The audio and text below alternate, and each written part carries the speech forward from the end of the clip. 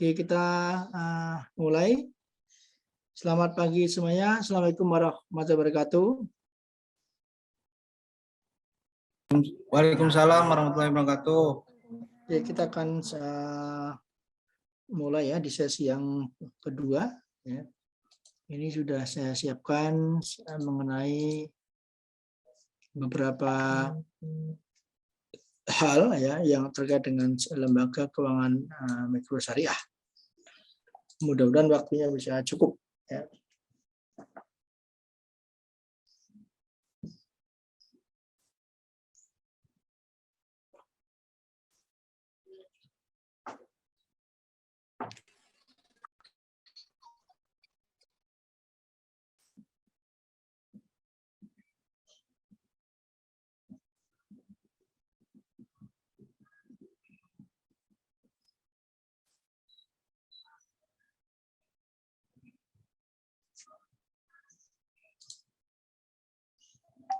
Saya bisa share screen, Mas ya?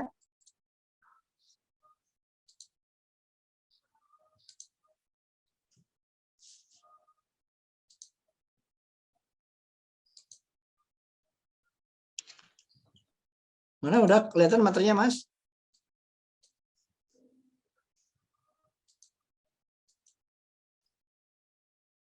Baik, ini adalah materi ya untuk pagi hari ini. Kemudian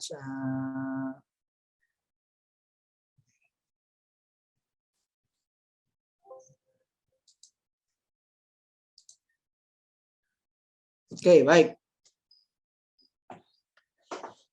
Kelihatan semua ya materinya. Suara saya jelas?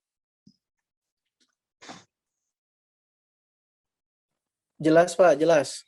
Oke ya.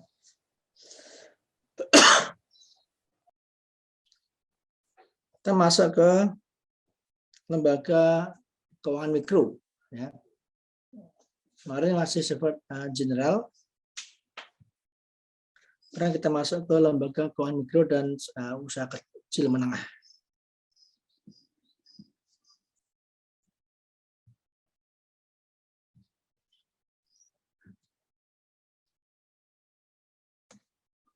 Nah, ini akan kita lihat bahwa ya sebenarnya lembaga keuangan mikro ya, atau sering lebih mudah ditulis atau mungkin diucapkan itu adalah LKM. Lembaga keuangan mikro adalah LKM. Nah, ini sebenarnya menurut konsep dari Ledger Wood. Ini Ledger Wood itu orang yang cukup terkenal ya, concern di bidang keuangan mikro.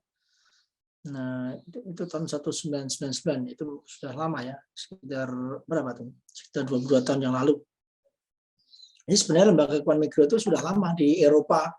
Justru para peneliti, ya, akademisi segala macam itu kebanyakan dari Eropa, ya, yang mengulas mengenai lembaga keuangan mikro itu.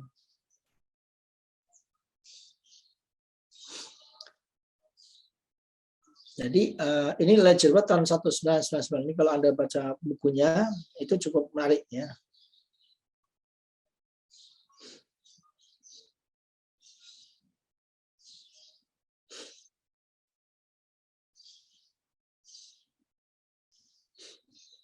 Ini lembaga keuangan mikro sebagai penyedia layanan keuangan untuk masyarakat berpendapatan rendah.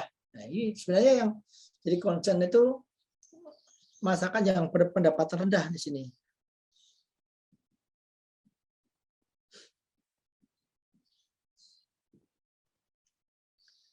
Lembaga keuangan mikro sebagai penyedia layanan keuangan untuk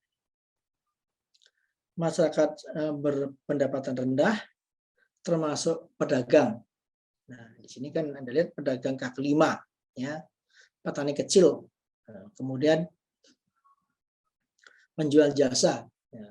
Penjual jasa termasuk ini dalam sini kan risetnya kan dia menggunakan penata rambut, kemudian penani beca, kemudian tukang dan produsen kecil. Nah, ini sebenarnya menarik.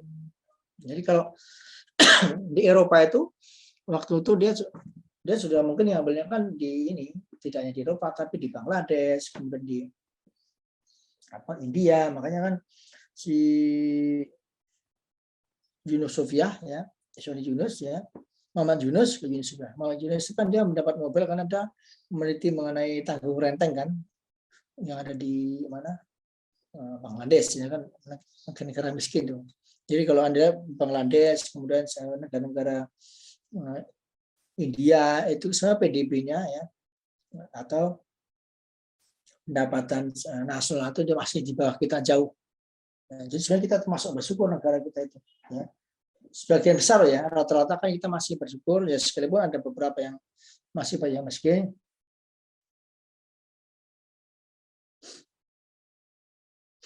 Ada beberapa yang masih sangat miskin, tapi secara umum kan GDP atau gross domestic product kita itu kan sudah lumayan.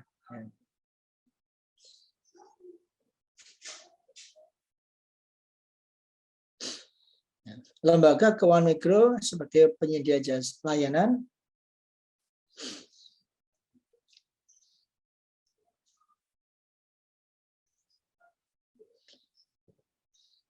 keuangan untuk masyarakat berpendapatan rendah, termasuk pedagang kaki lima, petani kecil, penjual jasa, penata rambut, dan sebagainya. Ini concern-nya ya.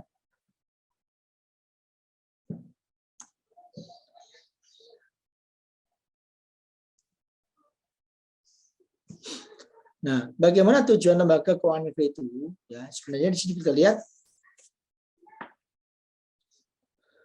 tujuan LKM ya sebagai organisasi, ini kan termasuk organisasi. Jadi LKM itu kan organisasi ya. Organisasi pembangunan adalah untuk melayani kebutuhan finansial. Jadi yang dibutuhkan itu sebenarnya LKM itu kan finansial. Jadi akses supaya masyarakat kecil dan masyarakat bawah, ya, termasuk di golongan poor, golongan miskin, dari golongan poorest, golongan yang paling miskin, itu bisa menyediakan layanan keuangan.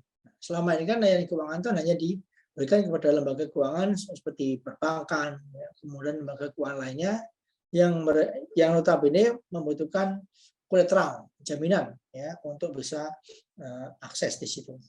Kalau masyarakat miskin kan tidak punya, boro-boro untuk jaminan untuk makan aja mungkin susah kan, tempat tinggal juga belum tentu ada, kebutuhan dasar juga belum terpenuhi semua. Makanya tujuan dari lembaga keuangan mikro itu sebagai organisasi pembangunan adalah untuk melayani kebutuhan finansial ya, dari pasar yang tidak terlayani. Ini kan konsep begini, dari pasar yang tidak terlayani atau yang tidak dilayani dengan baik sebagai salah satu upaya untuk mencapai tujuan pembangunan. Jadi sebenarnya kadang-kala kan masyarakat yang sangat miskin itu, ya, kan mereka kalau mau masuk di bank besar pasti nggak berani, ya, karena bank besar juga nggak mau.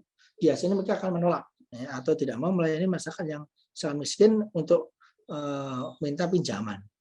Ya ada. Jadi kalau coba masyarakat miskin ya yang tidak punya apa-apa, kemudian dia pergi ke bank, nah, itu nggak akan dilayani. Nah, atau mungkin ke BRI misalnya, atau mungkin ke bank terbaru misalnya yang bank BSI, Bank Syariah Indonesia, itu juga akan dilayani. Nah, kenapa? Karena memang di sini masyarakat itu tidak punya memiliki apa-apa. Ya, jadi makanya LKM itu sengaja didirikan sebagai alternatif, ya, sebagai alternatif untuk bisa melayani masyarakat yang golongan miskin tadi. Nah, tujuan bagaimana? Tujuan itu adalah bagaimana mereka itu bisa menciptakan lapangan pekerjaan. Nah, jadi sebenarnya tujuan itu cukup sangat mulia, ya. Sangat mulia karena sebagian besar masyarakat dunia, ya, termasuk Indonesia itu kan 60% lebih kan golongan miskin, ya, atau masih di bawah standar. Jadi tujuan adalah menciptakan lapangan pekerjaan, mengurangi kemiskinan. Mengurangi kemiskinan itu artinya level kita itu kan masyarakat ada yang golongan puris. Puris itu golongan yang paling miskin, ya, yang sangat-sangat miskin itu. Ya, kalau Anda sering lihat mengenai di televisi itu kan, atau mungkin beberapa media yang bedah rumah misalnya kan, atau tiba-tiba ada bonus dari tim-tim televisi segala macam, itu kan itu golongan-golongan yang paling miskin. Ya, ada yang masih tidur bareng dengan kandang ayam, ya, atau mungkin bawahnya kandang kambing, atasnya untuk tempat tidur, untuk rumah, itu kan masih memprihatinkan. Ya. Jadi mereka hanya pendapatan atau hidup dari apa? Hidup dari itu saja, ya. Hidup dari pendapatan yang tidak menentu. Nah, itu yang kita bahas. Nah, menciptakan lapangan pekerjaan, kemudian mengurangi kemiskinan, diversifikasi kegiatan. Jadi kegiatan mereka tidak hanya fokus pada satu topik saja, tetapi mereka punya diversifikasi. Ya. Nah, kemudian pemberdayaan perempuan. Di sini kenapa di garis bawahi bahwa ada namanya pemberdayaan perempuan, karena memang masyarakat kita itu yang rajin, ya, yang rajin dan mau dan bisa dipertanggungjawabkan untuk pinjam-pinjam biasanya perempuan. Ya. Kalau soal pinjam-meminjam itu biasanya perempuan itu lebih luas. Ya. Kemudian mereka juga bisa dipercaya. Ya. Sekalipun ada beberapa yang mungkin tidak, tapi biasanya tingkat pengembalian kalau perempuan itu lebih baik, ya, dibandingkan bapak-bapak. Ya. Nah, sekalipun sebenarnya ini kebutuhan bapak-bapak, tetapi kalau yang maju biasanya atas nama perempuan.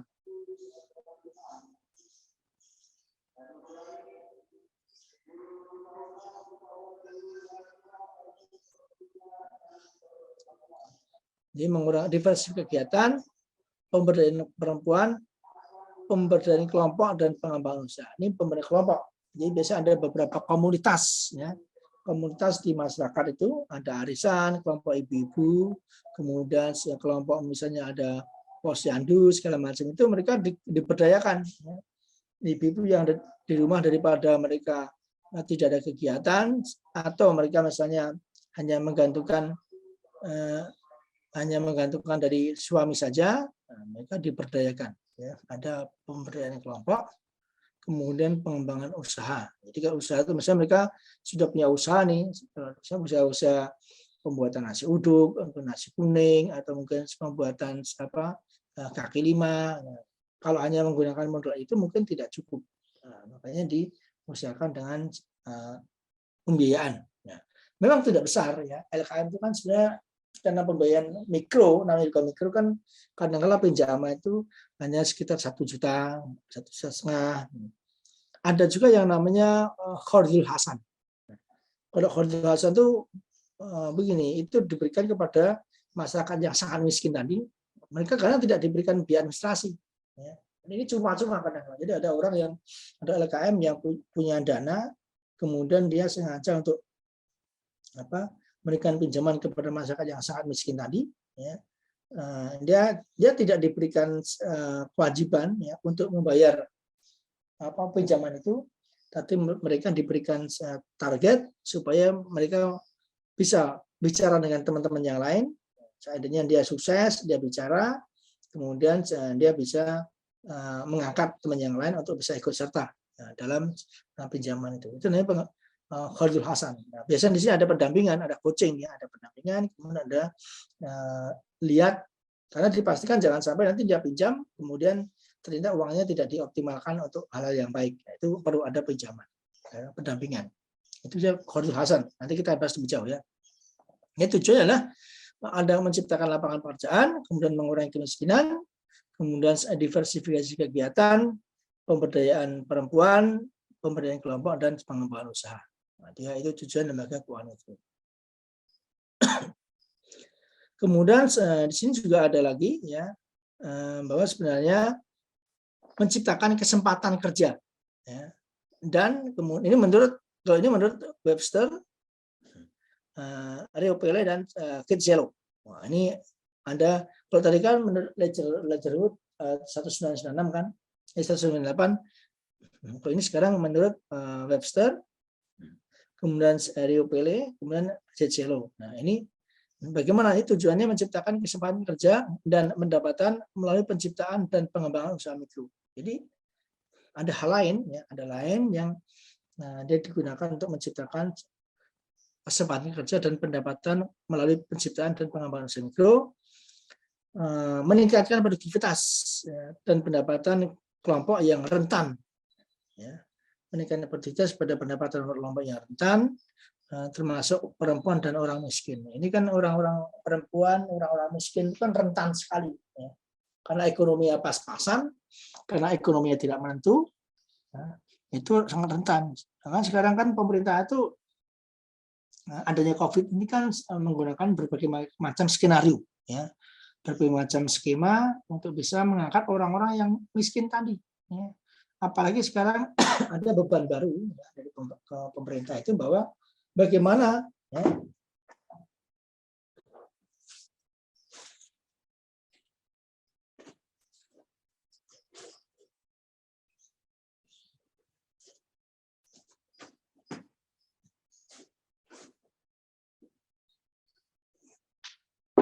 baru ke pemerintah itu bagaimana supaya orang-orang yang terdampak COVID tadi, COVID-19 itu kan sekarang banyak sekali, mungkin jutaan ya, atau ratusan ribu orang-orang Indonesia itu yang yatim dan piatu itu banyak, atau mungkin yatim piatu. Ya. Itu sekarang banyak sekali. Ini PR dari pemerintah. Karena kalau ini tidak difasilitasi, ya, tidak dilihat, itu akan terjadi banyak anak-anak ada tercipta kemiskinan baru. Kemiskinan baru karena mereka putus sekolah, mereka tidak bisa menempuh pembelajaran, ya. Kemudian akhirnya akan ada kemiskinan baru. Nah, itu kasihan ya. Jadi kan banyak yang masih anak kecil ya, anak SD SMP, kemudian mereka ditinggal orang tuanya meninggal karena COVID kemarin, ya. Atau mereka masih statusnya yatim, jadi masih perlu pendanaan, biaya sekolah segala macam, tapi mereka ditinggal orang tuanya. Nah, itu perlu ya.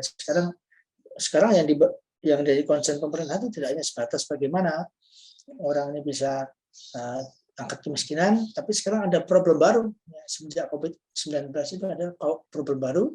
Jadi orang-orang miskin tadi, ya, orang-orang yang terkena COVID tadi itu menjadi orang-orang miskin, jadi orang miskin jadinya. Ya. Karena apa? Karena selama ini barangkali yang sebagai tulang punggung keluarga adalah bapaknya, misalnya. Tapi ketika bapaknya terkena COVID-19, ya, sehingga tulang punggung itu ekonomi rumah tangga jadi kacau, kacau ya. Jadi mungkin tidak stabil. Nah, itu perlu ada pendampingan dari pemerintah.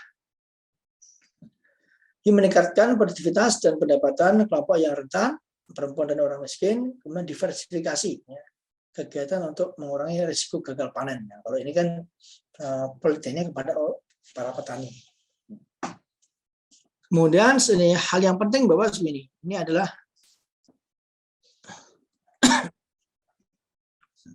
hal yang penting ya dalam lembaga keuangan mikro itu seperti apa. Nah, hal yang penting adalah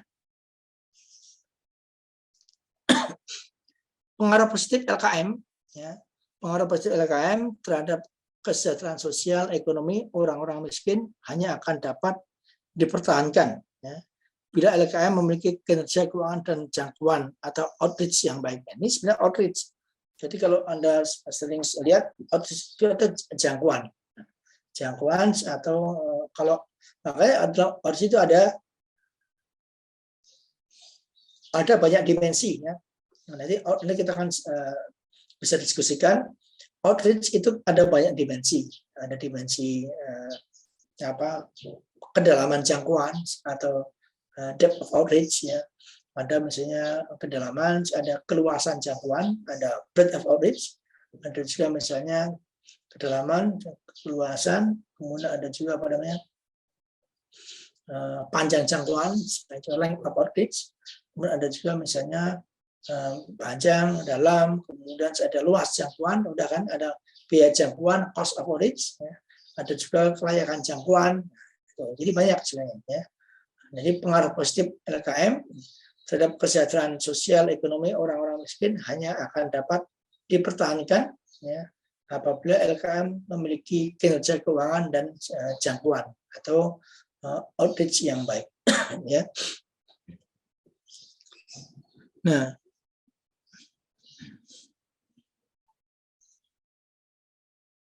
Nah, di sini sebenarnya ada 4 syarat. Jadi satu sisi kan sebenarnya nanti kalau Anda lihat ada pendapat yang mengatakan bahwa LKM itu harus dari sisi komersialitas. Nah, dia harus komersial, tapi ada juga pendapat ada trade off, ada persimpangan antara welfareis, ya. Kemudian ada juga yang institusionalis. Nanti kita akan bicara itu. Kalau institusionalis itu bagaimana supaya lembaga keuangan mikro itu dia bisa sustain, ya, bisa mendapatkan profitabilitas atau komersialisasi. Dan kemudian dengan cara bagaimana? Ya dengan cara dia harus sedikit berbisnis, ya. Berbisnis, kemudian dia tidak mengandalkan subsidi, ya. Tidak mengandalkan subsidi, tapi bisa membiayai dirinya sendiri LKM itu, dan selebihnya dia bisa menggunakan dana itu untuk orang-orang yang miskin tadi. Itu institusionalis. Tapi ada juga pendapat yang bicara dari welfareis. Kalau welfareis itu biasanya lebih ke arah bagaimana pendanaan LKM itu bisa ke orang-orang yang sangat miskin tadi, yang dalam. Kalau yang dalam berarti orang-orang yang sangat miskin atau yang miskin tadi. Nah, tapi konsekuensi dari welfareis itu adalah LKM itu harus ada subsidi, ya. Karena dia tidak berorientasi profit, kan, harus ada subsidi dari pihak pemerintah atau mungkin dari pihak swasta, ya, untuk melakukan itu. Nah, itu ada beberapa pendapat. Nah, sekarang kembali ke sini bahwa ada empat syarat utama agar LKM memiliki sustainabilitas yang tinggi. Yang pertama adalah LKM harus mempunyai suku bunga pinjaman positif yang cukup tinggi hingga mampu menutup biaya keuangan yang tidak bersubsidi untuk memenuhi nilai real ekuitasnya. Ini sebenarnya kalau ini masih berbicara LKM, ya. Nah, kalau LKM kan masih dia menggunakan sistem bunga sebenarnya. Tapi kalau lembaga keuangan mikro syariah kan sistemnya menggunakan profit loss sharing, bagi hasil. Ini harus dibedakan. Ini kan LKM. Jadi LKM itu didorong mempunyai suku bunga pinjaman yang positif yang cukup tinggi. Jadi karena bagaimanapun kan salah satu pendanaan, ya, salah satu revenue atau pendanaan dari LKM itu kan dari biaya administrasi sebenarnya. Jadi biaya administrasi. Makanya LKM harus mempunyai suku bunga pinjaman positif yang cukup tinggi sehingga mampu menutup biaya keuangan, ya, kemudian yang tidak bersubsidi, ya, untuk memenuhi nilai real ekuitasnya. Itu yang pertama. Yang pertama seperti itu. Yang kedua bagaimana? Yang kedua adalah LKM harus dapat mencapai tingkat pengembalian yang tinggi. Nah, jadi tidak hanya bicara mengenai bagaimana LKM itu mempunyai suku bunga yang tinggi, tapi bagaimana dia mempunyai LKM dapat mencapai tingkat pengembalian yang tinggi. Jadi kalau yang pinjam 100 orang, ya paling tidak 99% harus kembali uangnya. Jadi jangan sampai pinjam kemudian mereka tidak mengembalikan atau mungkin susah mengembalikan, atau kalau mengembalikan dia harus kejar-kejar segala macam. Jadi harus dilihat ini, ya. Mereka harus dapat mencapai tingkat pengembalian yang tinggi. Jadi tingkat pengembalian itu harus tinggi. Jadi jangan sampai banyak yang ngemplang, kemudian mereka lari pinjam kemudian lari tidak mau membayar segala macam. Itu harus dilihat, ya. Kenapa? Karena kalau seandainya banyak yang tidak mengembalikan, itu akan membuat cash flow, ya, atau aliran keuangan dari lembaga itu jadi tidak lancar. Nah, kalau jadi tidak lancar kan itu akan jadi bermasalah. Tidak ada pemasukan lembaga itu dan dia tidak bisa memberikan pinjaman kepada nasabah yang lain. Nah, itu jadi masalah, ya. Jadi LKM harus dapat mencapai tingkat pengembalian yang tinggi juga. Kemudian LKM juga harus menawarkan suku bunga deposito yang cukup tinggi untuk menjamin agar tabungan sukarela meningkat secara signifikan. Jadi kan ada juga dalam koperasi syariah termasuk BMT segala macam itu kan, atau LKM itu kan ada namanya simpanan wajib, simpanan pokok kan, simpanan sukarela. Nah, itu kan jadi orang-orang yang sudah mau yang menyisihkan dananya untuk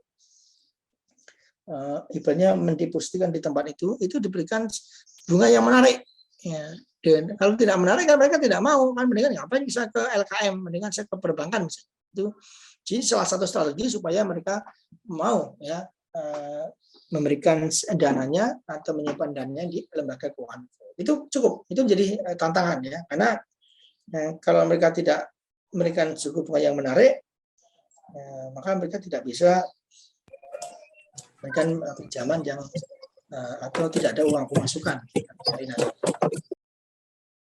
Yang keempat, LKM harus efisien. Nah, ini penting. Jadi ada juga namanya efisiensi. efisiensi dari LKM itu jadi penting ya.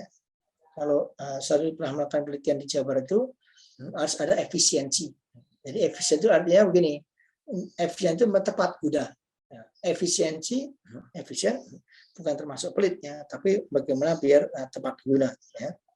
Nah, tepat guna misalnya efisien dalam transaksi, administrasi, rendah dalam mekanisme pemberian kredit ya, dan kemudian melayani pertabungan untuk menjaga agar suku bunga pinjaman tidak menjadi hambatan. Itu jadi penting ya. Jadi harus efisien. Kemudian tidak hanya jangan boros ya, jangan boros. Kemudian jangan memberikan pendanaan yang tidak perlu. Jadi ada 4 ya. Ada 4 agar LKM itu bisa sustain ya. Bisa sustain, bisa berkesinambungan, kemudian bisa bertahan lama. Selama ini kan kendala LKM di dunia maupun di Indonesia itu kan karena apa? Karena ketika euforia membuat LKM itu sangat semangat sekali memiliki euforia. Tetapi ketika ditanya mengenai kontinuitas atau kesinambungan dari lembaga itu sulit ya. Karena lembaga itu kan tidak sustain, barangkali tidak sustain, kemudian mereka tidak bisa bertahan lama. Itu makanya ada 4 syarat utama agar LKM memiliki sustainability yang tinggi. Jadi LKM harus mempunyai suku bunga pinjaman positif yang cukup tinggi sehingga mampu menutup biaya keuangan. LKM harus dapat mencapai tingkat pengambilan yang tinggi. LKM harus menawarkan suku bunga deposito yang cukup tinggi dan sebagainya. Ini ya, LKM harus efisien. Ini jadi modal utama untuk bisa sustainabilitas. Jadi itu kuncinya bagaimana lembaga ini bersustainabilitas, berkesinambungan.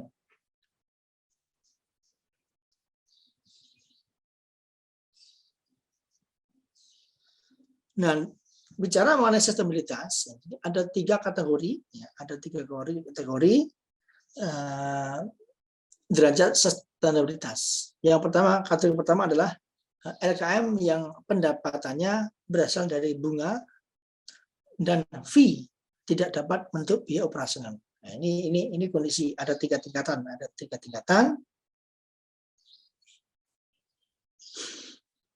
LKM yang pendapatannya berasal dari bunga dan fee tidak dapat menutup biaya operasional. Itu kondisi yang pertama ya.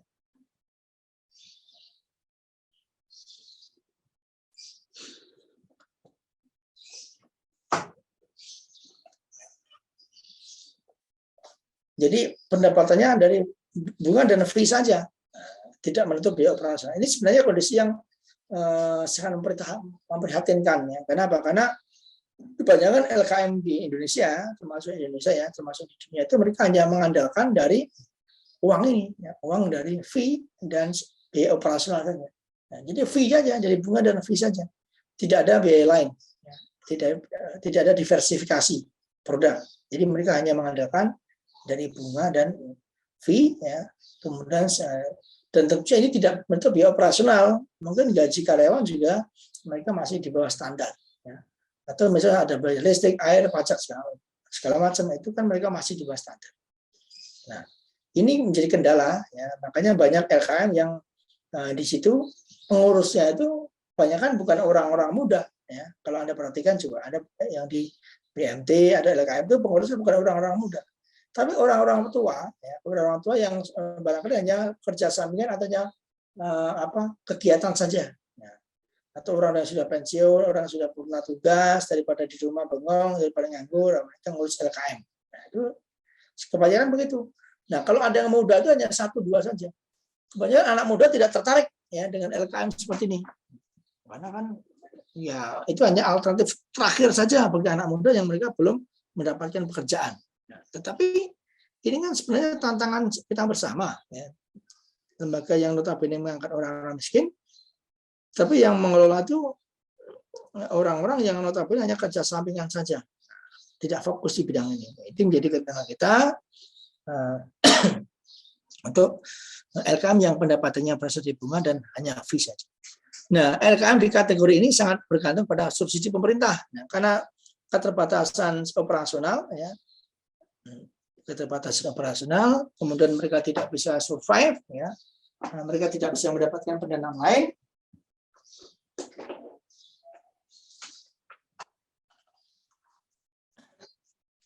maka perlu ya adanya subsidi ya dari pemerintah dalam bentuk dana atau pinjaman dengan bunga lunak. Nah, itu pemerintah kan harus turun tangan dengan kondisi seperti ini. Kalau enggak nanti mereka tidak bisa hidup. Ya. Jadi ada misalnya mereka harus ada subsidi ya dari pemerintah dalam bentuk dana atau pinjaman dengan bunga lunak. Sebagian besar LKM di dunia termasuk dalam sebagian besar LKM di dunia ya, tidak hanya di Indonesia itu masuk dalam kategori pertama. Kenapa? Karena mereka mengembangkan bisnis juga masih sulit. Ya. Mengembangkan beberapa kegiatan juga masih terbatas. Nah, itu yang perlu diwaspadai.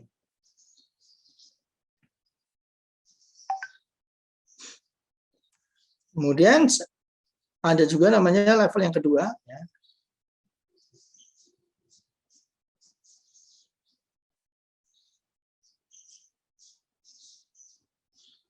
Yang kedua, nah ini kategori kedua. Ya. Kategori yang kedua itu LKM yang pendapatannya dapat menutup biaya operasional. Nah ini jelas, ini sudah mulai menutup. Jadi kategori kedua itu LKM yang pendapatannya dapat menutup biaya operasional, tetapi tidak dapat menutupi biaya komersial dari dana yang dapat dipinjamkan. Jadi ini juga menjadi kendala juga di LKM yang pendapatannya dapat menutupi biaya operasional, tetapi tidak dapat menutupi biaya komersial dari dana yang dapat dipinjamkan. Jadi hanya pas-pas saja, hanya pas-pas saja. Ini hanya sebatas hanya untuk operasional. Jadi tidak punya saldo yang banyak, tidak punya saldo. Tetapi masih mending karena yang pertama tadi kan minus kan, jadi harus ada subsidi tambahan dari pemerintah. Kalau yang kedua ini juga sudah lumayan. Ya, jadi ada LKM yang pendapatannya dapat menutupi biaya operasional, tetapi tidak dapat menutupi biaya komersial, ya, dari dana yang dapat dipinjam atau loanable funds. Nah, dalam konteks ini, sebenarnya LKM di kategori pendapatan dan fee-nya dapat menutupi biaya non finansial, tetapi masih tergantung pada subsidi. Ya. Tapi masih ada beberapa yang perlu disubsidi dalam tingkat tertentu untuk biaya dari dana yang dipinjamkan. Jadi masih ada subsidi di sini sebenarnya, tapi tidak sebesar seperti yang kriteria pertama tadi.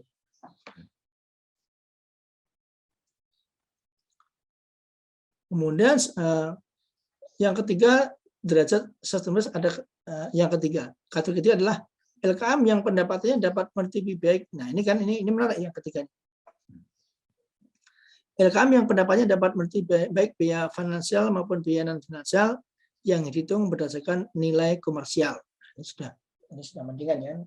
Ini sudah ada bisa menutupi biaya finansial maupun non finansial yang dihitung berdasarkan nilai komersial.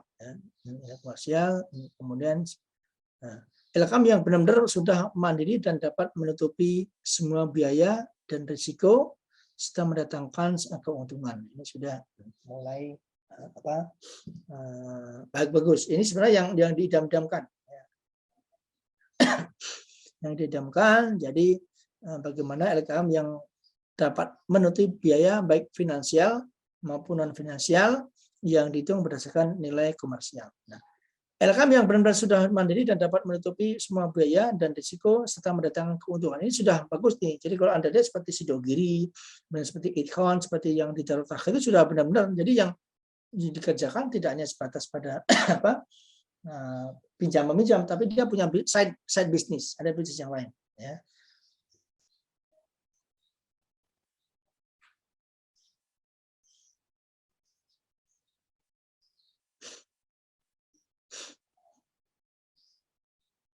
LKM yang benar-benar sudah mandiri dan dapat menutupi semua biaya dan risiko serta mendatangkan keuntungan. Oke, sampai sini ada yang ditanyakan, mahasiswa? Iya Pak, maaf sebelumnya. Ya.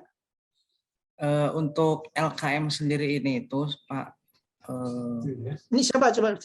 Dudung Pak, Dudung. Dudung ya gimana?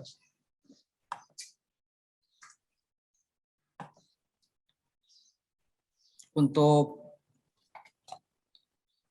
tempat LKM itu sendiri bagaimana Pak ya, maksudnya bentuknya itu seperti ruko atau bagaimana ya?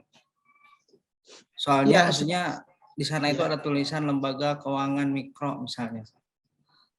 Dalam ini saya belum pernah lihat gitu Pak, atau bagaimana tepatnya itu. Atau ya dengan nama sebenarnya kan, lain ya, atau seperti apa? ya sebenarnya kalau dalam kenyataannya itu biasanya kalau Anda lihat di jalan-jalan itu ada namanya BMT. Itu sebenarnya kan apa eh, implementasinya kita kan lebih banyak ke arah kalau di kan itu tergantung dari apa wilayahnya. Kalau di Jawa Tengah, Jawa Timur, Jawa Barat itu lebih ke arah misalnya ada yang ke arah BMT. Ada sering lihat kan ada BMT yang sepanjang jalan tuh. Kalau Anda ke Semarang itu ke Muntilan atau mungkin ke Magelang itu banyak tuh BMT itu Mawal Tamil. Ada juga yang dalam mereka metamorfosa dalam bentuk koperasi, misalnya koperasi simpan pinjam gitu-gitu. Karena sebenarnya di Indonesia itu kalau di Indonesia itu kan mereka harus kalau menurut peraturan OJK ya, OJK Otoritas Jasa Keuangan, mereka harus menginduk sebenarnya.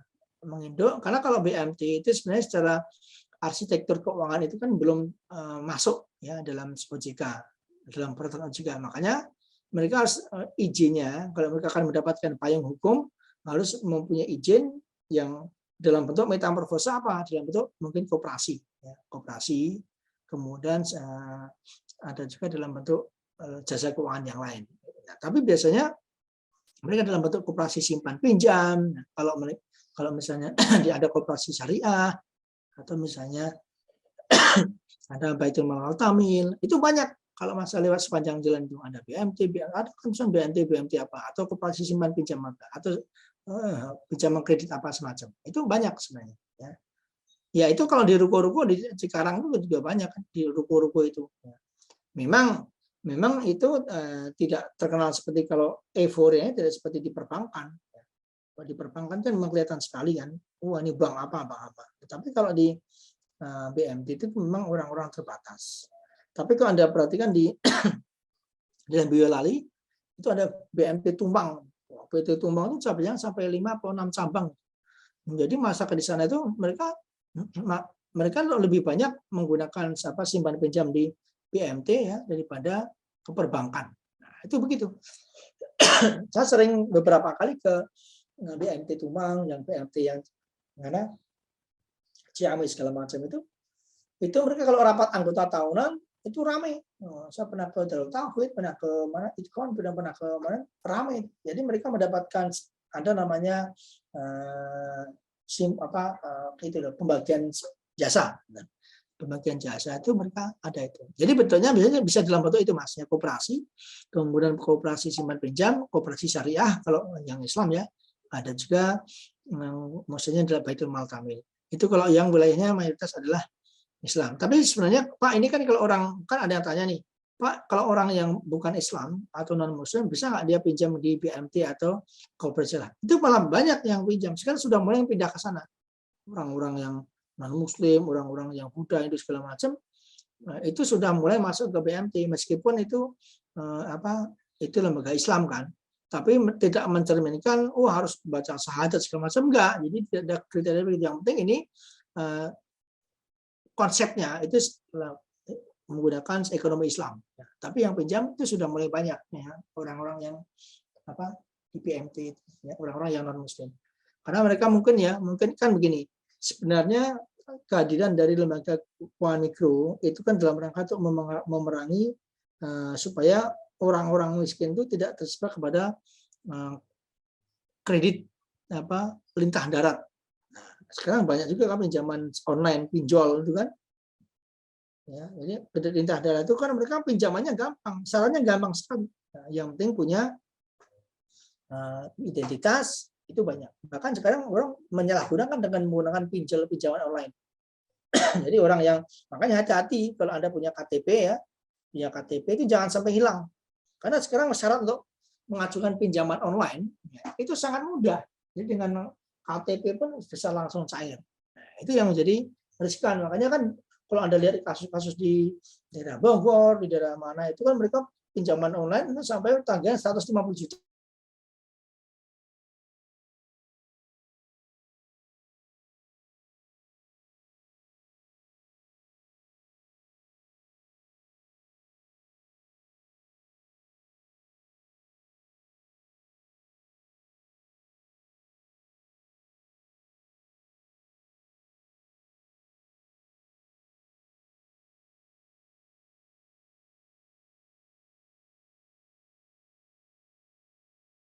rokok juga ada. Ya, kalau ada beberapa yang di lembaga keuangan syariah itu mereka belum punya ruko, tapi mereka masih mendompleng di masjid misalnya kan. Ada, makanya biasanya bergabung antara pengurus yang di LKM dengan pengurus masjid atau DKM. Nah, itu yang pertama. Itu Mas ya. Iya Pak, terima kasih. Untuk gimana Pak? Berarti sosialisasi LKM ini untuk masyarakat itu bagaimana Pak? Ya sosialisasi kan masyarakatnya kan terbatas. Jadi biasanya biasanya kan begini, sosialisasi itu lebih banyak ke orang-orang yang punya komunitas.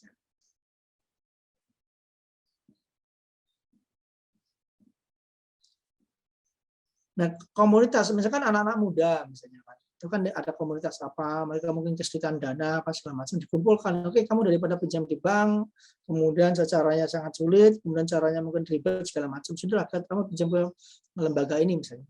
Atau misalnya kita berikan pencerahan ya, pencerahan atau semacam penyuluhan kepada orang-orang yang janda. Maka sekarang kan intensif sekali ya, intensif sekali. Seperti kalau di Indonesia itu ada lembaga namanya KNKS, ya, Komite Nasional Ekonomi dan Keuangan Syariah.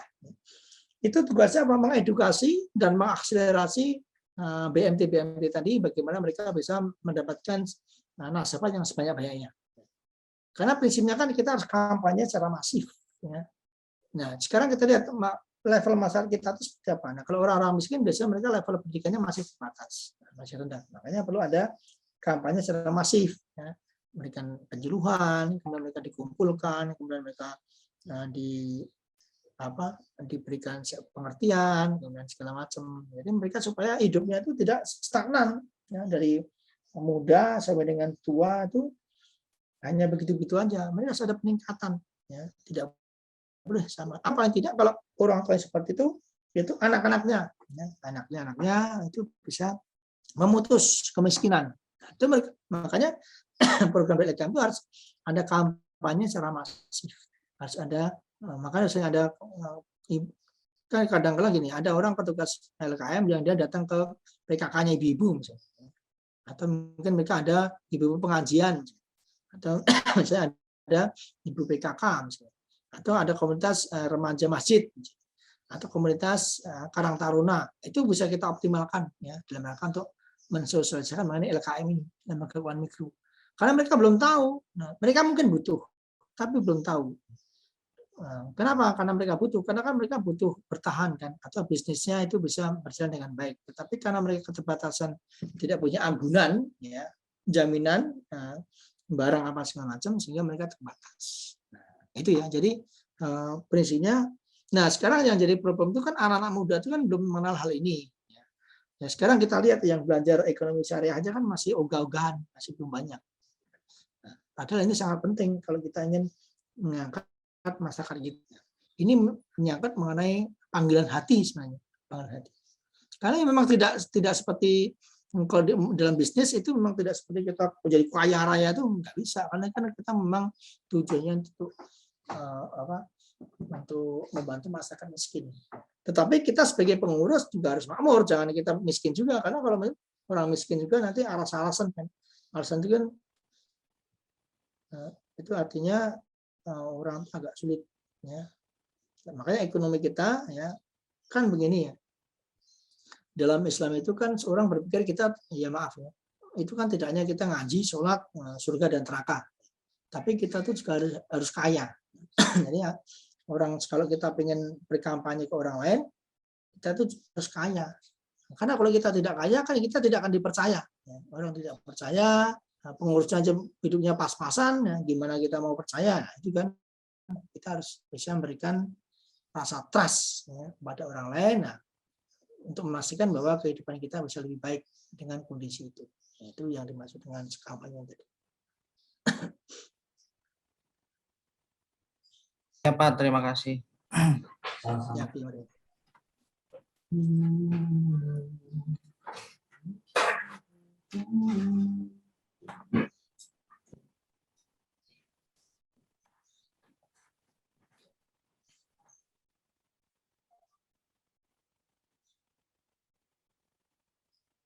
Ada yang lain silakan. Oke, ini sekarang Bapak mau bertanya dulu boleh? ada tanya silakan. Pak, kan tadi ada yang kayak kategori pertama kan, jadi dia tuh masih mengandalkan Siapa subsidi nih? pemer Halo, Asia. Aisyah. Iya, Aisyah ya? iya, Ya. kan masih Silakan. mengandalkan subsidi dari pemerintah. Kan setahu saya Ya. ada LKM yang swasta ya, Pak. Itu berarti kalau Ya. misalnya kayak gitu dia bergantung dari mana ya Pak, sumber dananya? Ya kan begini. Kalau Anda lihat struktur laporan keuangan, ya, mungkin ada debit kredit itu kan, yang di keuangan di LKM itu, saya kan punya banyak data itu ya, lembaga-lembaga keuangan itu ada struktur atau komponen itu biasanya ada namanya dana hibah. Nah, dana hibah. Memang diminta sama pemerintah pusat itu setiap Pemda, itu dari Pemda kan, dari Pemda terkait itu ada alokasi dana untuk diberikan kepada pelayanan masyarakat. Nah, salah satu komponen ya pelayanan masyarakat itu diberikan kepada lembaga keuangan mikro. Nah, apalagi sekarang kan kita didorong untuk mendorong UMKM kan, usaha mikro kecil dan menengah. Jadi harus ada ke lembaga keuangan mikro. Kalau bisa lembaga keuangan mikro itu harus ada alokasi dana dari pemerintah. Itu memang ada komponen anggaran ya. Anggaran dari pemerintah untuk dialokasikan kepada lembaga keuangan mikro. Nah, kalau dia di laporan keuangan itu ada di komponen dana hibah. Nah, dari hibah. Nah, hibah itu bisa jadi dari pemerintah, kemudian bisa jadi kolaborasi dengan pihak swasta, ya, itu ada. Jadi memang itu tergantung dari kegesitan ya atau agresivitas dari pengurus. Kalau pengurus itu punya link ya, punya link dengan pemerintah, kemudian dia rajin mencari dana segala macam, itu ada dana dari kelurahan, ada dana dari misalnya dari kabupaten, itu ada. Kalau linknya juga bisa mengakses kepada beberapa, misalnya kalau di sini kan ada kawasan industri kan, itu bisa dengan beberapa kawasan industri itu lebih bagus lagi. Makanya kan sekarang ada namanya sekolah yang dibangun dari kolaborasi antara pemerintah dengan kawasan industri misalnya. Ada sekolah yang berkaitan dengan industri tadi. Itu kan bagian dari CSR. Bagian dari CSR atau corporate social responsibility dari pihak swasta. Kan swasta kan memang diminta wajib menyisihkan dana CSR sebenarnya. Ya. Corporate social responsibility. Nah, kalau CSR itu sebenarnya kan ada juga yang kayak misalnya perusahaan-perusahaan Pertamina itu, mereka menanam untuk 1 juta pohon. Ada juga mereka CSR untuk masyarakat miskin atau mereka untuk penanggulangan masyarakat miskin atau mereka misalnya untuk korban banjir, gitu kan? Itu CSR.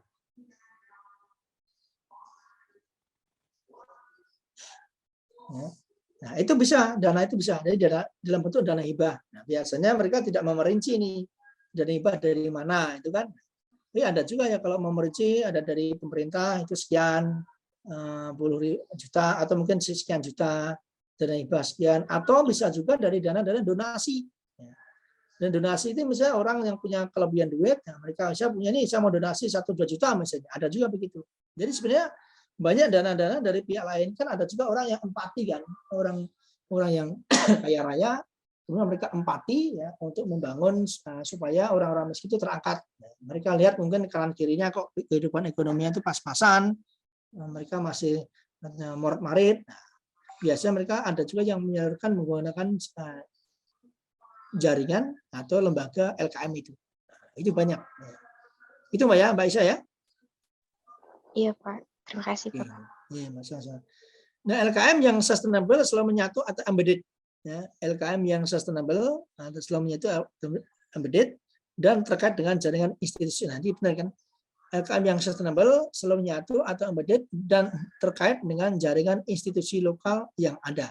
Jadi biasanya mereka terkait dengan institusi lokal, seperti tadi perusahaan-perusahaan nasional, perusahaan lokal.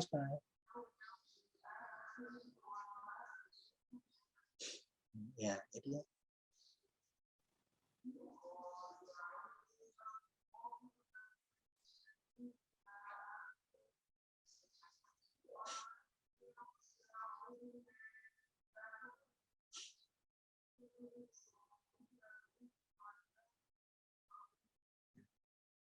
Ya, jadi, nah kemudian ini kalau kita embedded, ya mereka kerjasama dengan pihak ini makanya kelincahan atau mungkin kepiawaian dari pengurus itu sangat dibutuhkan. Jadi dia tidak hanya terbatas untuk mengandalkan diam saja, tapi harus lincah.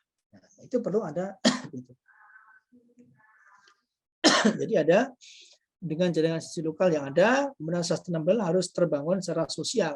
Nah, jadi kan sustainable itu dalam rangka untuk mengembangkan ekonomi sosial juga kan. Jadi tidak hanya komersial, ya, tapi juga harus secara sosial. Sosial itu artinya gini, kan fungsi dari LKM itu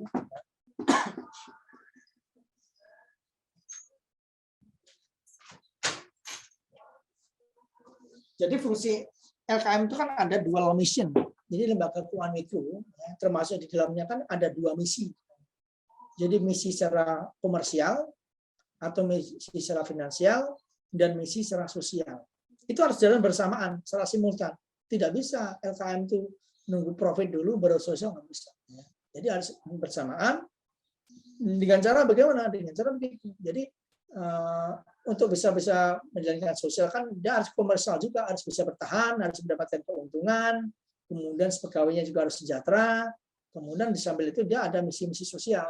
Makanya sekarang ada juga kan, kalau ada lihat ada ambulan gratis. Coba kemarin kan ada ketika COVID-19 itu banyak lembaga keuangan mikro, ya termasuk dalamnya ada Basnas, ada lembaga keuangan mikro syariah, itu mereka aktif untuk membantu pemerintah. Ada juga dalam bentuk ambulan gratis, ada oksigen gratis, ada mungkin memberikan obat-obatan gratis segala macam. Itu sebenarnya bentuk dari sosial, ya.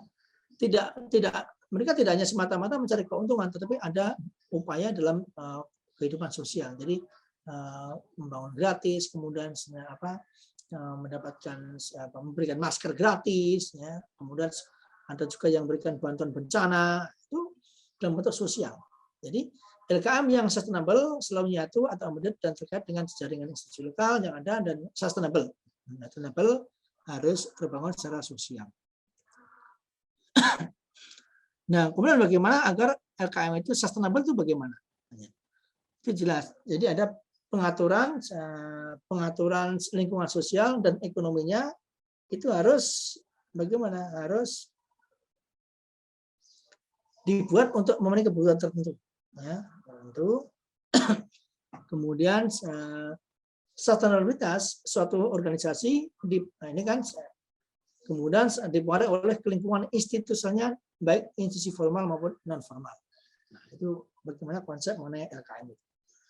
Nah, peluang hidup suatu organisasi secara signifikan akan semakin baik dengan jika tindakan organisasi itu sejalan dengan norma dan harapan sosial lingkungan institusinya.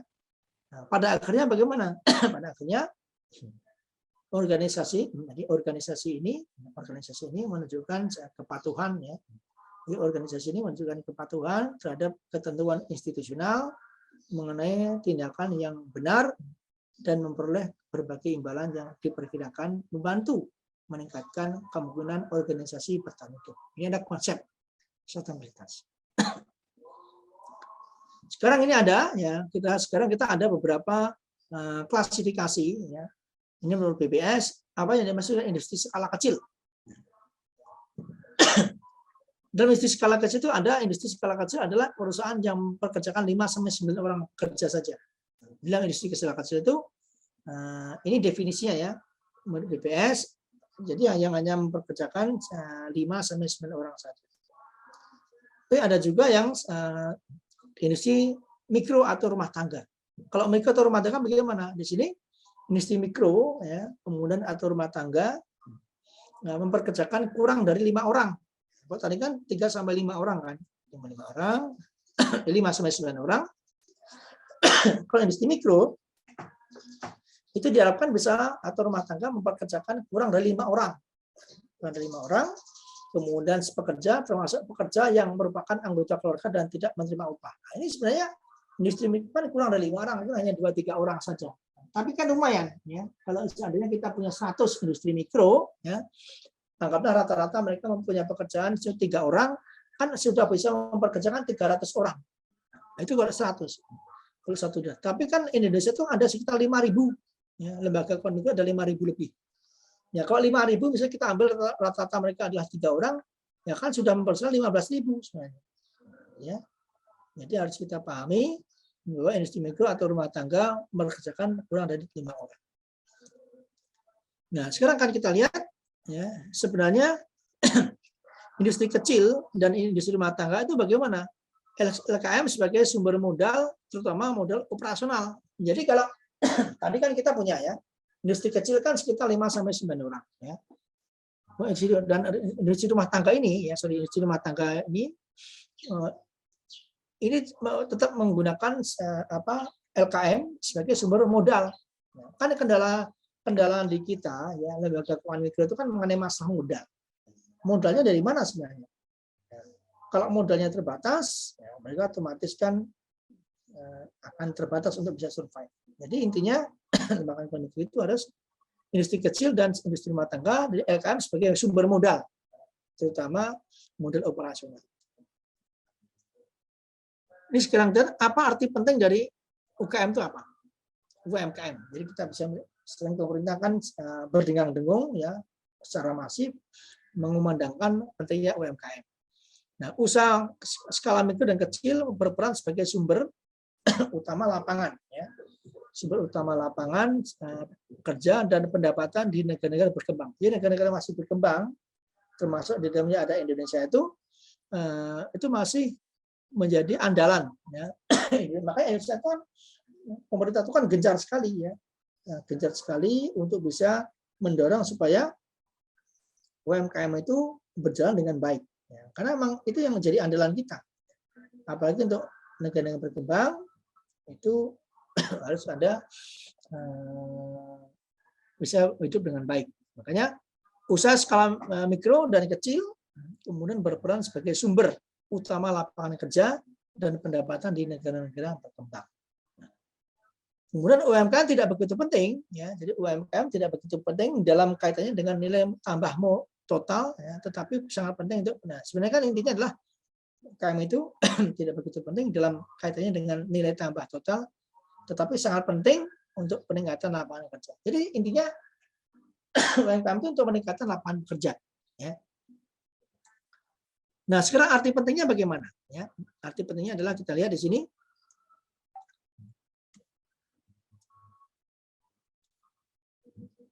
Keberadaan UMKM, ya, keberadaan UMKM didasarkan pada alasan sosial ekonomi yang meliputi. Jadi UMKM itu ada beberapa alasan ya, ekonomi yang meliputi bagaimana?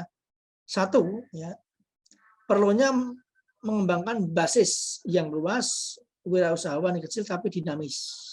Jadi yang diutamakan bagaimana mereka bisa mengembangkan basis yang luas, ya, wirausahawan kecil tapi dinamis. Jadi yang disasar sebenarnya usaha-usaha wirausahawan kecil tapi dinamis. Dinamis itu dia mereka bisa mobile, ya, bisa aktif, kemudian bisa memfasilitasi banyak orang, itu yang diharapkan. Jadi perlunya mengembangkan bisnis basis, perlunya mengembangkan basis yang luas, ya, wirausahawan kecil tapi dinamis.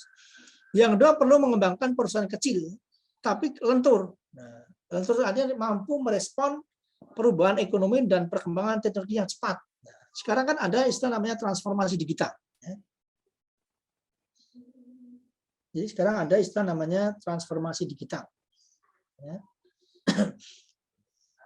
Ya, perlu mengembangkan perusahaan kecil. Ya. Perusahaan tidak usah besar-besar, kecil ramping. Ya. Ramping, kemudian tetapi lentur dalam merespon perubahan ekonomi dan perkembangan teknologi yang cepat. Nah, yang ketiga perlu distribusi. Ya. Perlu distribusi kegiatan ekonomi secara geografis, kemudian untuk mengurangi konsentrasi industri di perkotaan. Ya, jadi sekarang itu kan ada namanya perlu ekonomi yang secara geografis ya untuk mengurangi konsentrasi industri di perkotaan. Sekarang kan euforia anak muda, ya, orang-orang kenapa orang-orang kampung itu kan sekarang nggak ada orang muda itu nggak ada orang-orang tua semua. Ya. Karena mereka terkonsentrasi di perkotaan. Jadi di kota-kota itu kan sekalipun di kota itu kan cari hidup kan susah. Tapi karena pembangunan itu memang ada di perkotaan, akhirnya banyak mereka lari ke perkotaan. Padahal di kota juga tentu lebih baik. Sehingga ini harus dikurangi ya. Kurangi. Kemudian perlu ada distribusi kegiatan ekonomi secara geografis ya. Jadi secara geografis kan sekarang sudah ada banyak jalan tol, itu dalam rangka untuk mengembangkan ekonomi di daerah.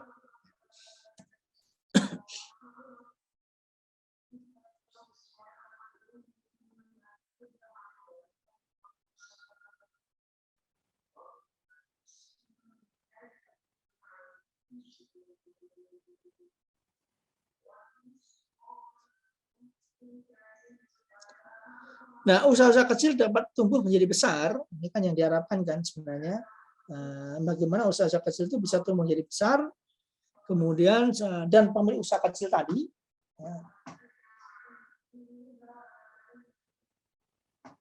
Jadi usaha-usaha kecil dapat tumbuh menjadi besar dan pemilik usaha kecil dapat mengumpulkan modal ya, yang bisa digunakan wirausahawan generasi berikutnya untuk memulai bisnis yang lebih besar. Jadi di sini ada usaha-usaha kecil ya, yang dapat tumbuh menjadi besar dan pemilik usaha kecil dapat mengumpulkan modal ya. Jadi intinya sebenarnya di modal ya. Jadi usaha kecil itu diharapkan dia bisa mengumpulkan modal, kemudian yang bisa digunakan wirausahawan. Berikutnya untuk memulai bisnis yang lebih besar.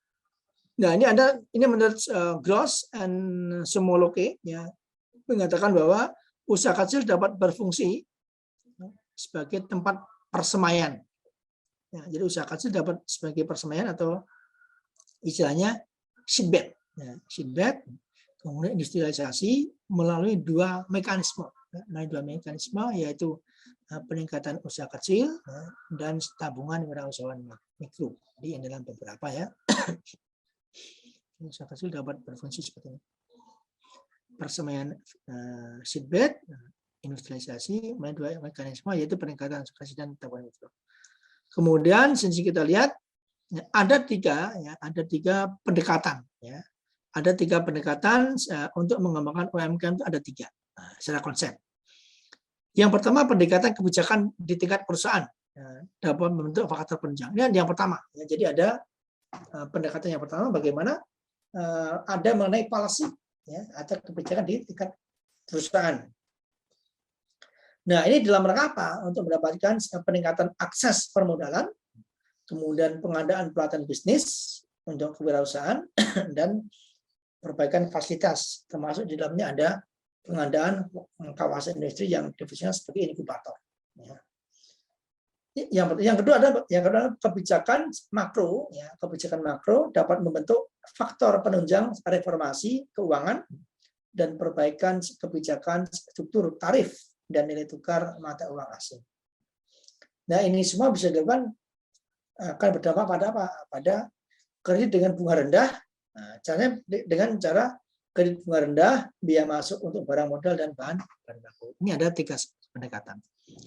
Kemudian yang ketiga pendekatan sebenarnya kerangka hukum. Pendekatan mengenai kerangka hukum termasuk ini institusional, termasuk birokrasi, supaya tersedia lingkungan yang mendukung bagi UMKM. Ya, dampaknya akan seperti apa? Terjadi perubahan pada sistem kepemilikan tanah, kemudian perbaikan pada sistem perizinan, kemudian dan pengaturan lembaga keuangan termasuk pembuatan penjaminan simpanan dan pemeriksaan bank ya. Sekarang kita bicara di UMKM di Indonesia. Itu bagaimana? UMKM di Indonesia secara geografis tercluster telah menjadi tempat. Nah, jadi kalau di Indonesia itu kan sebenarnya segini ya. Ini masih banyak. Oke. Kemudian cukup waktunya ya. Ada cukup. Ini masih ada UMKM di Indonesia itu ya. Ini sampai habis lah ya. UMKM di Indonesia itu sebenarnya bagaimana?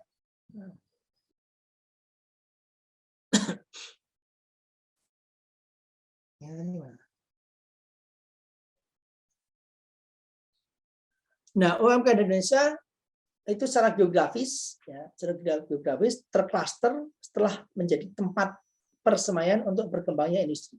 Jadi sebenarnya kalau kita lihat di Indonesia itu sebenarnya sudah menjadi tersemai ke dalam industri.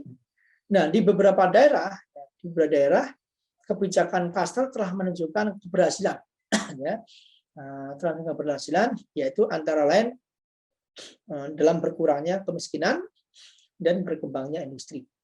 Di beberapa daerah. Jadi kalau Anda lihat di beberapa daerah di Jawa Barat, kemudian di Jawa Tengah, sekarang sudah mulai berkembang di Indonesia Timur, itu sudah ada kebijakan klaster khusus untuk tenun, klaster untuk misalnya souvenir, ya. Itu sekarang sudah ada. Di KIK yang di mana Pulau Gadung itu kan ada klaster kan, industri kecil ya. Di beberapa daerah kebijakan klaster telah menunjukkan keberhasilan, yaitu antara lain dalam berkurangnya kemiskinan dan berkembangnya industri. Nah, pembuatan klaster yang telah berhasil diantaranya klaster genting. Sekarang pembuatan genting banyak kan. Peleburan logam dan tenun tekstil di Jawa Tengah. Kalau di Jawa Tengah kan sekarang sudah gencar, ini tidak heran lagi ya. Ini klaster-klaster. Kemudian, UMKM di Indonesia ya, itu dinilai dari kapasitas masing-masing usaha. Masing-masing usaha, UMK perdesaan memiliki sedikit kekuatan, tapi melalui jaringan atau network, perdagangan, dan klaster-klaster, berbagai masalah pemasaran dan teknologi akan dapat diselesaikan. Jadi ini sebenarnya penting. Jadi kenapa? Karena memang klaster di Indonesia itu sudah mulai punya jaringan. Harus ada jaringan ya. Nah, UMKM di Indonesia dengan produksi bersama, akan mengurangi biaya transaksi, pembelian, faktor-faktor produksi dan pemasaran barang produksi. Nah, kemudian pembuatan klaster mempermudah alur informasi, kemudian pembagian pesanan, kemudian pekerjaan dan subkontrak. Nah, ini jadi ada klaster itu mempermudah alur informasi, termasuk pembagian pesanan, pekerjaan dan subkontrak. Nah, pada klaster yang lebih maju, peran aspek teknologi. Nah, sekarang teknologi jadi kebutuhan, jadi keharusan, bukannya kebutuhan menjadi keharusan, menjadi penting karena peralatan yang mahal dan keahlian khusus dimanfaatkan bersama. Nah, sekarang kan kita bicara mengenai hambatan utama, ya. Hambatan utama bagi pertumbuhan dan pengembangan UMKM karena lembaga-lembaga keuangan, formal atau komersial. Jadi hambatan utama bagi pertumbuhan dan pengembangan UMKM karena lembaga-lembaga keuangan formal atau komersial ragu ya untuk mengucurkan pinjaman kepada UMKM. Jadi sebenarnya jelas ya. Jadi hambatan utama bagi pertumbuhan UMKM karena UMKM kan kecil, kemudian lembaga seperti perbankan itu mereka ragu untuk memberikan subsidi dana kepada UMKM atau memberikan modal kepada UMKM. Karena mereka katakan mereka meminjamkan katakanlah 10 juta, mereka hanya mendapatkan return atau pengembalian itu kecil dibanding kalau mereka memberikan pinjaman kepada perusahaan besar ke 1 miliar, mereka akan mendapatkan besar. Makanya mereka tidak fokus pada UMKM. Nah, tapi kan pemerintah sekarang mendorong supaya perbankan itu memberikan pendanaan kepada UMKM. Tapi kan kadang itu di lapangan mereka tidak berjalan secara optimal karena hanya takut dengan pemerintah saja. Karena yang dibidik mereka pasti mendapatkan untung yang besar-besarnya kan. Makanya yang pemodal besar itu kalau pinjaman di atas 1 M itu lebih mudah. Tetapi kalau UMKM itu agak sulit. Makanya karena ada hambatan akses kepada pemberian modal, ya, lembaga keuangan formal dan komersial, ragu untuk mengucurkan pinjaman kepada UMKM, maka perlu dibentuk namanya lembaga keuangan mikro.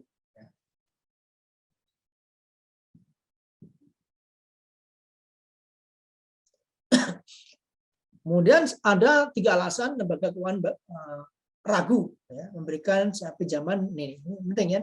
Ada 3 alasan lembaga keuangan ragu memberikan pinjaman dana kepada UMKM. Yang pertama, jaminan yang diberikan pengusaha kecil tidak layak. Nah, ini tidak layak jaminannya. Mungkin mereka hanya pinjaman, saya punya jaminan motor, punya jaminan mungkin ruko pun masih sewa, itu kan masih sulit ya. Belum punya sendiri. Nah, itu kan jaminan yang diberikan pengusaha kecil tidak layak. Kemudian hal ini terjadi karena produksi pengusaha kecil seringkali berisiko. Ya. Jadi jaminan yang diberikan pengusaha kecil tidak layak. Kemudian hal ini terjadi karena produksi pengusaha kecil seringkali berisiko dan tidak stabil, sehingga dapat berakibat pada kegagalan pelunasan. Ya. Yang kedua adalah pengendalian tingkat bunga. Ya. Pengendalian tingkat bunga dan peminjaman. Ini cukup penting, pengenalan tingkat peminjaman. Nah, yang ketiga adalah insentif, ya, insentif yang diterima oleh lembaga keuangan untuk meminjamkan uang pada UMKM tidak besar. Jadi ada insentif yang diterima oleh lembaga keuangan untuk meminjamkan uang kepada UMKM tidak besar. Ya, jadi orang yang aktif di UMKM itu insentifnya tidak besar karena karena diasumsikan mereka tidak mendapatkan uang pemasukan bagi pemberi dana atau lembaga keuangan juga tidak besar. Ya, jadi insentif yang diterima oleh lembaga keuangan untuk meminjamkan uang kepada UMKM tidak besar. Nah, informasi tentang reputasi dan pengalaman kerja UMKM. Nah, ini kadang-kadang reputasi atau nama baik UMKM itu jadi taruhan, ya. Jadi informasi tentang reputasi dan pengalaman kerja UMKM yang akan mengajukan pinjaman biasanya terbatas.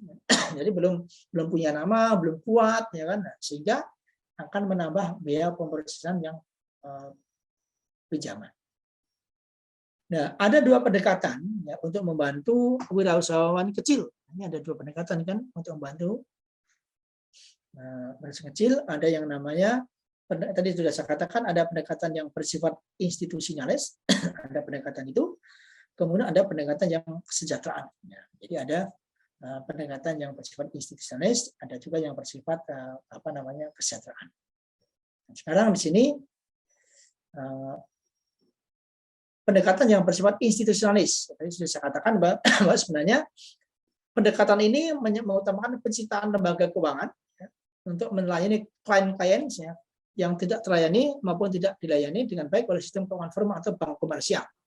Nah, di sini tujuan pendekatan yang bersifat institusionalis itu adalah untuk mencapai kemandirian finansial, kemudian jangkauan yang luas dan mendalam dan pengaruh klien yang positif. Jadi artinya di sini untuk mengurangi supaya tidak ada subsidi dari pihak pemerintah atau dari pihak lain. Makanya ini dibutuhkan adanya kemandirian secara finansial. Makanya dia lebih ke arah komersial. Fokus utama pendekatan institusionalis adalah lembaga dan keberhasilan institusional yang didukung dengan kemajuan. Nah, ini didukung dengan apa? Dengan kemajuan lembaga dalam mencapai kemandirian finansial. Nah, pendekatan institusionalis yang paling terkenal adalah BRI. Nah, BRI itu kan sebenarnya termasuk bagus ya karena dia ingin mendapatkan profit tapi dia ingin memajukan yang lain. Yang kedua adalah pendekatan yang bersifat welfaris atau pendekatan kesejahteraan. Nah, pendekatan ini menekankan pada pengurangan kemiskinan. Jadi ini masih ada subsidi yang saya katakan tadi, pengurangan kemiskinan secara langsung melalui pemberian pinjaman yang diberikan bersamaan dengan pelatihan keterampilan. Sekarang di sini, ya, kebanyakan LKM di Indonesia menerapkan pendekatan. Kebanyakan LKM di Indonesia itu kan menerapkan prinsip yang mana? Yang institusionalis, ya, atau bertujuan untuk mendukung penguatan finansial. Jadi mereka lebih ke arah bagaimana sebenarnya tumbuh dan berkembang secara finansial, tapi mereka agak sedikit kurang concern, ya, untuk pendekatan kepada masyarakat kecil. Ya.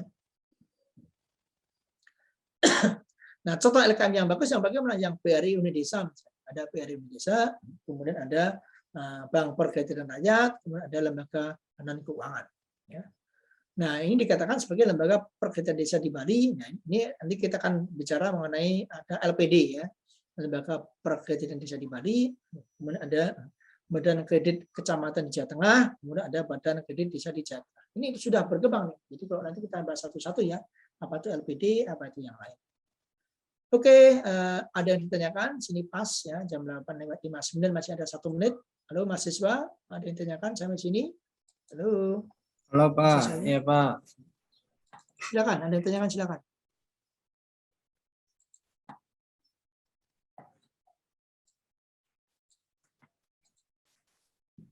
Bagaimana? Ada yang ditanyakan? Oh iya Pak. Kemarin kan tahun 2020 itu Pak, bulan Desember itu kemarin kan pemerintah meluncurkan sebuah namanya BLT itu Pak, bantuan langsung tunai. Ya. Nah, kebanyakan di kampung itu mereka tidak tahu dan bagaimana caranya, maksudnya sosialisasi dari pemerintah itu kurang. Kemudian mereka yang pedagang-pedagang kecil itu gaptek tentang teknologi juga. Akhirnya mereka tidak bisa daftar juga, tidak bisa ini juga dapat bantuan jadinya. Jadi bagaimana Pak ya solusi pemerintah itu untuk ke kampung-kampung itu supaya mereka tahu, mereka ngerti untuk pendaftaran itu Pak? Ya, oke, terima kasih. Sebenarnya kan ini sebenarnya mengenai kita tuh kan belum punya data yang terintegrasi. Ya. Makanya itu problem besar di kita itu, ya, terutama di Kementerian Sosial, ya. Itu dalam rangka penyaluran dana, apakah bansos, apakah itu bentuk bantuan langsung tunai, atau mungkin beberapa hibah yang lain itu sebenarnya kita tidak selama ini belum tepat sasaran. Kenapa? Karena data kita memang belum terintegrasi. Ada yang KTP ganda, ada yang mungkin KTP-nya belum jelas, segala macam. Ada yang tidak tepat sasaran. Bahkan kemarin kan ada beberapa BLT itu yang dapat tuh malah rektor. Rektor dapat BLT, hanya 1.200.000 misalnya, atau 2 juta sekian. Atau misalnya ada disinyalir, ya, kalau kemudian bantuan langsung tunai diberikan lewat misalnya Pemda, kemudian ke kecamatan, ke kelurahan itu kadang-kadang begini. Ada beberapa, mungkin tidak semua, ada beberapa oknum yang dia pengen hanya yang dapat tuh apakah kerabatnya, kemudian saudaranya, atau mungkin teman-temannya yang dekat saja. Nah, makanya kan temuan kemarin Bu Risma itu dia mengatakan di media mengatakan begini. Jadi sebagian besar ya apakah bansos atau BLT itu sebenarnya hampir 70% itu yang mendapatkan dari keluarga lurah. Orang yang dikenal di lurahnya, ngerti ya? Jadi mungkin gini, dulu yang jadi tim sesnya kan, tim suksesnya kan. Tim suksesnya kan dulu ramai-ramai cari masa segala macam itu lurah mungkin nggak mengharapkan dana itu, tapi mungkin tim suksesnya kan waduh mumpung ini ada dana dari pemerintah ya sudah diprioritaskan ya, bagi tim-tim yang mendukung dia waktu kampanye misalnya. Kebanyakan begitu ya. Nah, yang 30% baru masyarakat umum. Kan ironis sebenarnya. Jadi tidak tepat sasaran. Termasuk dari pendataan, kemudian jadi sasaran kadang-kadang orang-orang kaya. Coba sekarang kan ada kupon misalnya, ada kupon bansos. Yang ramai-ramai kupon bansos itu bukan orang-orang miskin, orang yang berangkat pakai mobil, pakai motor, punya gelang kalung yang mewah, kan begitu. Coba. Ya kan itu ironis sebenarnya. Orang-orang miskin kan karena mereka keterbatasan informasi, keterbatasan akses, mereka tidak tahu jalan. Orang miskin kan sebenarnya karena mereka tidak punya apa-apa, tidak punya informasi segala macam, mereka kan nggak tahu. Orang miskin kalau tidak dikasih tahu kan mereka tidak akan mengerti. Kalau mereka ngerti pun mereka juga tidak tahu caranya bagaimana. Nah, begitu kan? Nah, kalau ada caranya bagaimanapun, kadang-kadang dana yang diterima mungkin tidak semestinya. Dana 1 juta misalnya. Tapi yang nyampe cuma 200.000. Kemarin dapat bantuan ya maaf saja kan ada bantuan banjir itu kan. Bantuan banjir itu cuma dapat mie kecil-kecil itu, Indomie rebus kecil-kecil 2 sama kemudian sama saset 1 kopi 1 kopi sama kecap atau apa. Itu kalau di Tasir mungkin tidak nyampe 5.000 sebenarnya. Ya mie kecil bukan mie yang biasa kita buat, mie separuhnya kecil loh. Ini hanya untuk anak-anak, mie anak-anak itu loh. Itu kan ironis sekali untuk anak-anak itu kan mie yang separuh yang kecil itu kan paling hanya harga 1.000-2.000 perak itu kan sama mungkin kecap sama kemudian mungkin perangkatnya lain. Itu kan kalau desa itu mungkin nggak nyampe 5.000. Tapi mungkin dana dari pemerintah mungkin bisa 100.000, mungkin bisa 150.000. Itu kan potret ya. Potret bahwa sebenarnya ya belum lagi kan kita ada bansos saja orang kita masih tega dikorupsi. Bansos ya. Bantuan yang orang sangat membutuhkannya dikorupsi. Apalagi BLT. BLT itu kan sebenarnya itu syarat dengan kepentingan. Nah, itu makanya perlu ada goodwill. Ya. Goodwill itu artinya perlu ada rasa empati, rasa integritas, kemudian rasa honesty, kejujuran. Itu memang tidak mudah. Tidak mudah. Kenapa? Itu sudah masuk dalam suatu ya semacam lingkungan atau lingkungan kerja yang begitu. Orang tadinya kalau seperti Anda masuk nih ya. Anda sekarang kan idealis kan. Saya kan mahasiswa idealis, masuk ya, idealis. Anda mungkin yakin nih, saya kalau masuk saya akan bantu yang sebenarnya. Tetapi ketika masuk di lingkungan itu belum tentu juga. Karena lingkungan itu kan sudah dikerumuni dengan orang-orang yang punya potensi begitu. Anda mungkin hati nurani mengatakan pengen berbuat banyak, tapi tidak bisa apa-apa. Ya. Anda 1 orang, di situ ada 10 orang. Anda mau ngapain kan ya bisa. Itu susah kalau memang karena sudah habit kan behavior-nya. Orang yang tadinya idealis, ya, punya ini, tapi ketika sudah masuk di lingkungan itu, ya mereka tidak bisa berbuat banyak, paling hanya diem, paling hanya mengelus dada, segala macam. Ya, itu hanya kuat-kuatan, living or giving kan, apakah Anda akan join atau Anda akan keluar dari komunitas itu, ya kan? Apakah join atau akan keluar dari arena itu, kan itu saja. Nah, kalau Anda pengen bertahan, ya sudah Anda masuk dengan lingkungan kondisi seperti itu, dan tapi saya yakin tidak akan bisa berbuat banyak. Kemudian apakah akan keluar? Nah, kalau keluar dari komunitas itu bagaimana? Apakah sudah ada alternatif di tempat lain? Itu yang menjadi dilema kita. Ya. Jadi sebenarnya di kita itu masih bukan masalah bagaimana aksesnya, karena memang orang-orang kita itu tidak mendapatkan informasi yang sebenarnya. Ya. Asimetris informasinya bias. Ya. Informasi bias. Kalau mereka punya informasi pun mereka tidak tahu caranya bagaimana. Karena kan kita memberikan informasi kan sepotong-sepotong tuh. Pak, Bu, ini ada bantuan BLT yo. Paling lambat minggu depan. Mungkin tidak malam minggu depan. Kadang-kadang informasi hari ini terakhir kapan, nanti sore terakhir. Kan ada orang kayak gitu kan. Orang kadang ngasih informasi separuh-separuh. Oh, pengumuman baru tadi pagi, Pak. Tapi nanti terawat nanti siang jam 12. Orang-orang kayak kita yang tidak punya akses apa-apa kan kita nggak tahu. Ini harus ada surat keterangan kemiskinan, ada surat keterangan segala macam kan tidak cukup hanya 1-2 jam kan. Itu yang kadang-kadang kita seperti itu. Jadi itu yang, nah memang itu PR kita bersama, itu tidak bisa kita hanya mengeluh saja, ya, tapi kita mau tidak mau harus berubah. Ya. Makanya kan nanti sekarang kan menurut data, ya, kita tuh kan milenial kita kan seusia Anda, ya usia 20 sampai 30 itu kan ada sekitar 40%. Tetapi nanti diperkirakan tahun 2025, ya, itu 5 tahun ke depan, itu usia milenial itu jadi 70%. Jadi kalau sekarang kan yang pegang-pegang itu kan masih orang-orang yang senior, orang-orang tua zaman-zaman dulu gitu loh. Yang 40% orang milenial, yang 60% orang-orang tua, orang-orang yang masih menggunakan pemikiran konsep-konsep lama. Tapi nanti tahun 2025 itu sudah berubah. Ya. Itu pasti akan anak-anak muda, nggak ada nanti pihak-pihak pemuda itu yang bekerja masih konvensional, itu jarang. Nanti pasti akan mereka menggunakan high-tech, teknologi, kemudian ada transparansi. Ya. Itu tahun 2025. Tapi kan kita berangsur-angsur harus mulai berubah dari sekarang.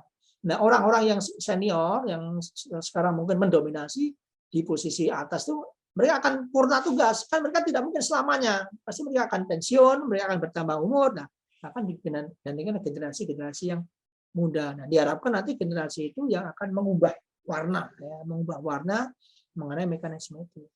Ya kalau Anda sebagai orang-orang muda pasti kayak gitu mungkin sebel. Oh, ini kayak gini sih. Tetapi kan sekarang nggak bisa berbuat banyak karena yang pegang-pegang itu orang-orang yang notabene masih punya konsep yang lama. Nah, tapi nanti suatu saat akan berubah. Nanti akan berubah, nanti ada milenial. Nah, mudah-mudahan idealis itu bisa tersalurkan, ya. Dan masyarakat kita juga bisa lebih memahami mengenai itu. Sekarang kan agak susah. Nah, habit di kelurahan aja kan Anda katakanlah buru-buru minta surat pengantar ke kelurahan, misalnya. Itu Anda datang mungkin jam 7:30. Tapi Anda tunggu-tunggu mungkin baru jam 9 baru datang petugasnya, atau 8:30. Itu pun belum buka loket, itu baru datang aja kan, mereka di sana masih ngopi-ngopi, masih ngobrol. Buka loket jam 9. Bukan jam 9 itu pun belum diapa-apain, itu baru mau ditanya-tanya mau ngapain Mas apa segala macam. Itu nanti proses segala macam jam 9:30, ya kan. Oh, Pak ini sekretaris desa belum sekdes belum datang misalnya. Oh, itu nunggu ntar Pak ya jam 10 jam 11. Itu kan Anda nunggu hanya minta surat pengantar mungkin bisa setengah hari. Makanya kalau satu ngurus yang berkaitan dengan kelurahan, kecamatan itu harus libur sehari. Karena nggak bisa kita proyeksikan 1 jam nggak bisa. Itu harus butuh 1 hari ya, untuk mengatakan itu.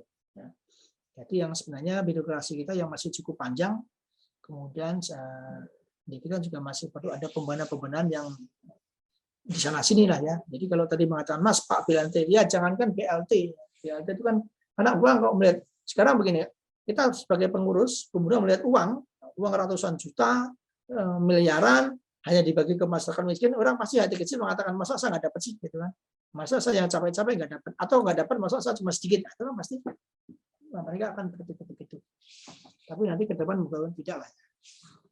Oke itu Mas ya, itu. Iya Pak, iya terima kasih Pak.